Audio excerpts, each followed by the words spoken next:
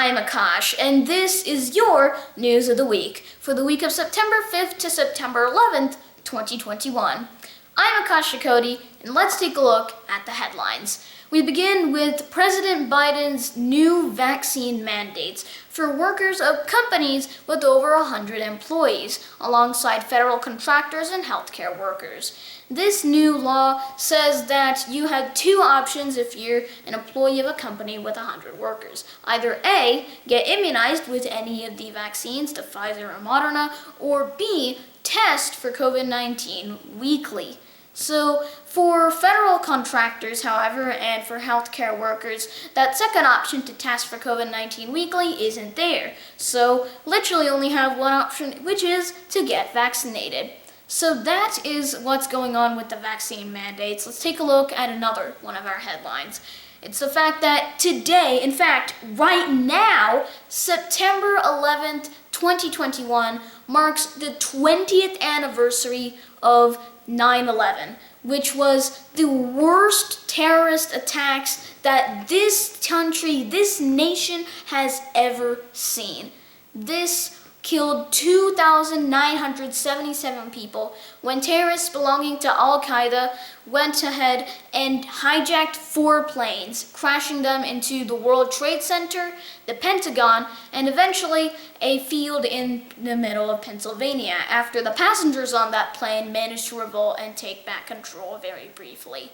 And they managed to divert that plane, United Airlines Flight 93, from its original destination, which was probably going to end up becoming either the Capitol Hill or the White House. So it was the worst terrorist attack in American history. Almost 3,000 people died as a result of the attacks. And now, today marks the 20th anniversary of that attack. So I'll talk more about 9/11 and how it's changed the world 20 years on in just a moment. But first, let's take a look at the two other headlines that we have for you today.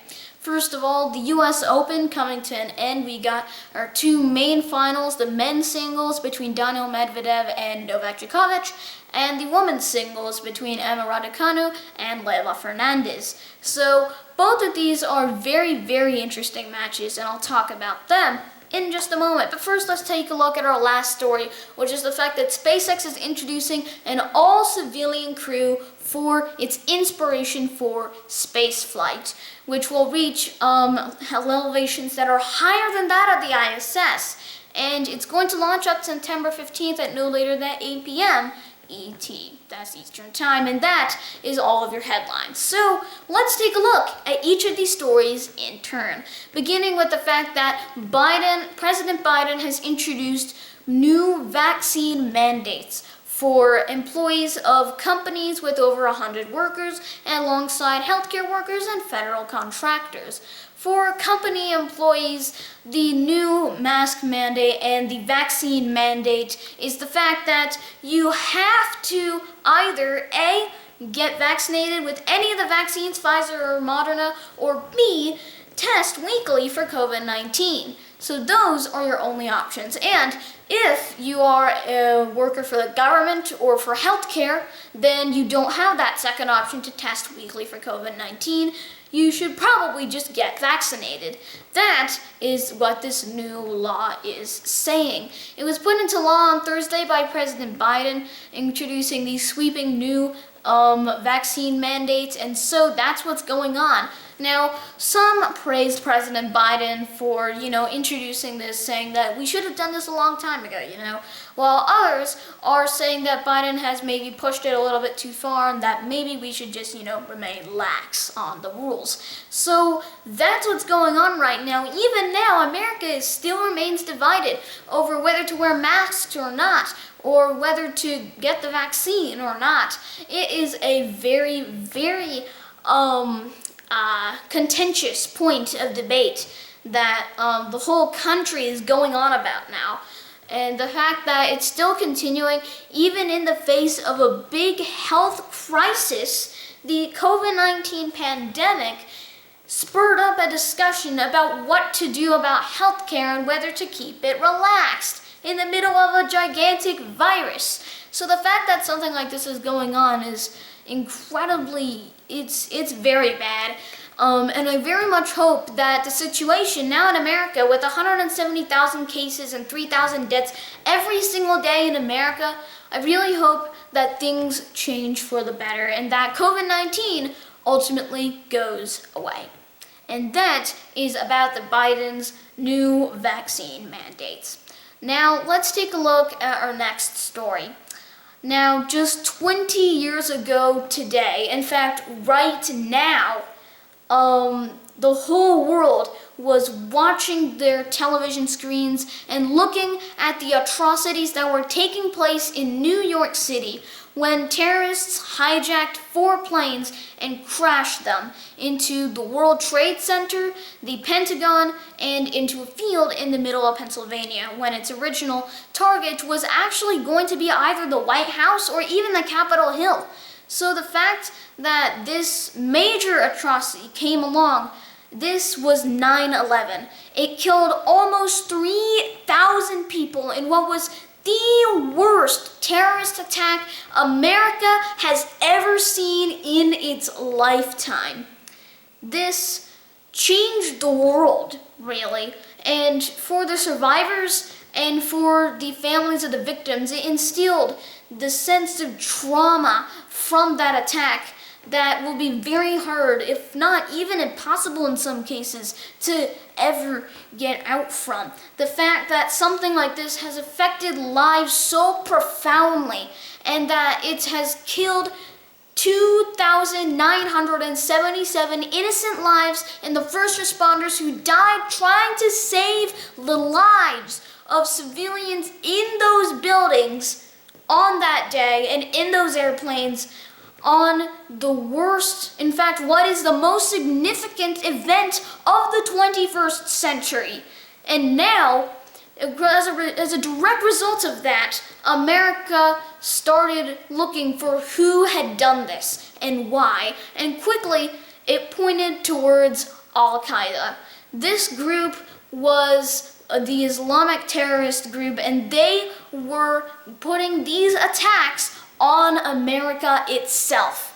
And so America took it upon itself and decided to declare war against terror. The war on terror began, and of course it began with America's invasion of Afghanistan, because it was alleged that Al-Qaeda's hideout was most likely in Afghanistan. And yes, it was. So, America started the longest war in its entire history. The war in Afghanistan began.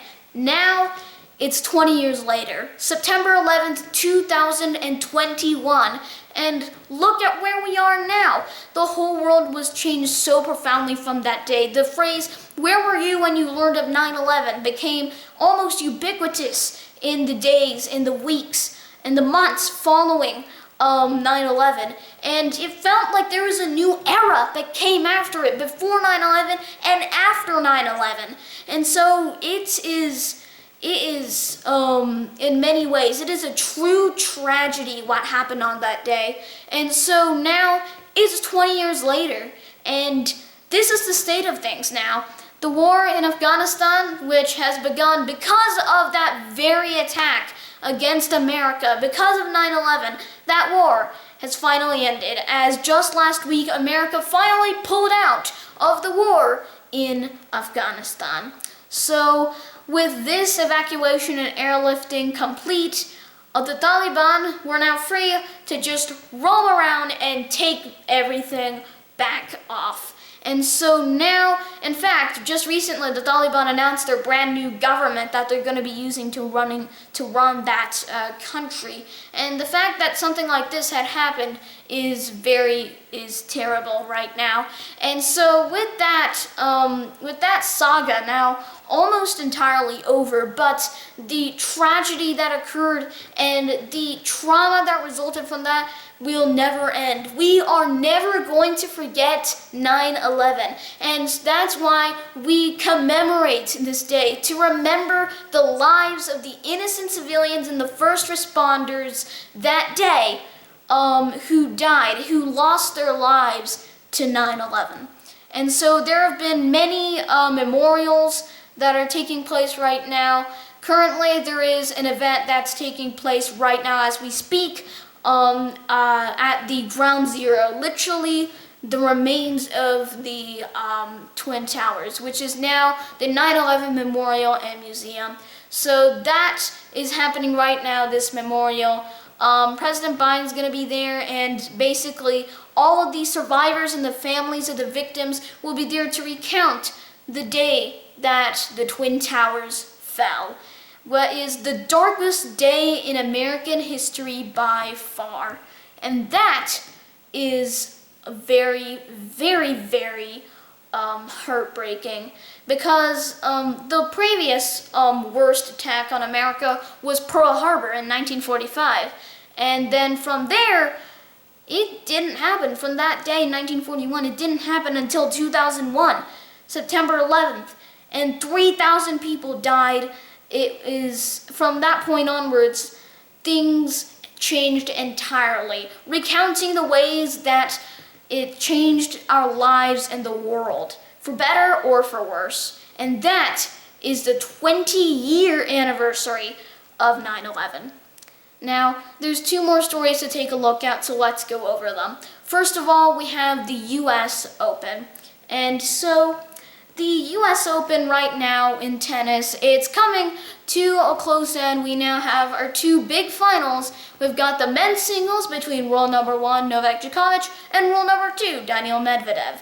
If Djokovic wins, he could potentially break a world record set by Roger Federer and Rafael Nadal jointly for the most amount of Grand Slam wins, 20. And so if Novak Djokovic, who's currently tied for that, if he wins this, then that is going to break the record and make things wow. It's going to be 21 Grand Slams, which is absolutely incredible. Now, we have that, but we also have something that's even more fascinating. We have the women's singles between Britain's Emma Raducanu and Canada's Leylah Fernandez. Now, Emma has gone through very good opponents, but she's won against every single one of them. She's gone against the former world number 5, Belinda Bencic, and also the Greek player Maria Sakkari in order to get to the final. But even more interestingly is Canada's Leylah Fernandez, who has actually beat last year's champion, Naomi Osaka, and Leylah Fernandez won against her in the 3rd round alone. And then from that point onwards, she managed to win against another past U.S. Open champion, and also against the current world number 5, which is incredible, who is, I believe, Ukrainian Lena Svitolina. So the fact that now this is what's going on is incredible. And the best part, the most amazing thing about them is that Leylah Fernandez is only 19 years old. And not just that, Emma Raducanu is only 18. This is the battle of the teens that it is marked as. And it's going to take place just today at 3 p.m., the final. Between Britain and Canada right here, the Battle of the Teens, Arthur Ashe Stadium in New York City. And as for the men's singles, where Djokovic could potentially break a new world record, well, for that, it's going to take place tomorrow, September 12th, at 3 p.m. Central Time, which is actually going to be 4 p.m. Eastern Time, same time, so make sure to watch it. It's going to be incredible. And now we have one last story for you all, and it is the fact that SpaceX is taking a first ever all-civilian crew directly to space. This is going to be incredible. Aboard Crew Dragon spacecraft, it's Inspiration 4. This mission is scheduled to take 4 astronauts who've only had basic training for a couple months now, and we're gonna take them all the way up into space, past the ISS even, in orbit around Earth. So what's going to happen is they're going to do some space experiments to, talk more about how it works and it's going to be very, very interesting. Now, the man Jared Isaacman is going to be on this flight. He's actually the billionaire and the founder of a very large payment processing company, and he's going to be on that flight in order to raise millions of dollars for St. Jude's Children's Research Hospital, which I think is amazing. It's very remarkable. And joining him are Haley Arsenault, Chris Zimbrowski, and Cian Proctor. So all of these folks here, these four, are going to be aboard this flight. It's going to be the third one of these all-civilian crew flights that we've seen with Richard Branson and his team over in Virgin Galactic. That was record-breaking. And Jeff Bezos flying his apparently water tower-shaped rocket with Blue Origin, New Shepard 4, to space, bringing him and the oldest and youngest people to space, along with his brother. So that was incredible, and now we're going to see something that is awesome. Sending another billionaire to space, but the interesting thing is, it's not Elon Musk. Elon Musk is not actually going to space just yet. I'm assuming he's probably preparing for some epic space mission that's probably going to blow all the other ones right out of the water. I mean, if anything, that's pretty much what Elon Musk is known for. So this right here is the current flights that are going on right now, and that is going to be incredible. It's going to be launching on September 15th, no later than 8 p.m. Eastern Time, that's EDT. And so what's going on now is that it's going to be launching from Florida's Kennedy Space Center in the famed Launch Pad 39A, which is where the Apollo 11 mission to the moon launched from, and all the Apollo missions really. And now this mission marking the beginning now of SpaceX's all-civilian venture into space. It's happening right now, and that's what this is. It's a new leap in space tourism, and this is going to be so interesting. So that is all of your news of the week for the week of September 5th to September 11th, 2021. I'm Akasha Cody. Thank you very much for joining me, and I'll see you in another news of the week. Goodbye.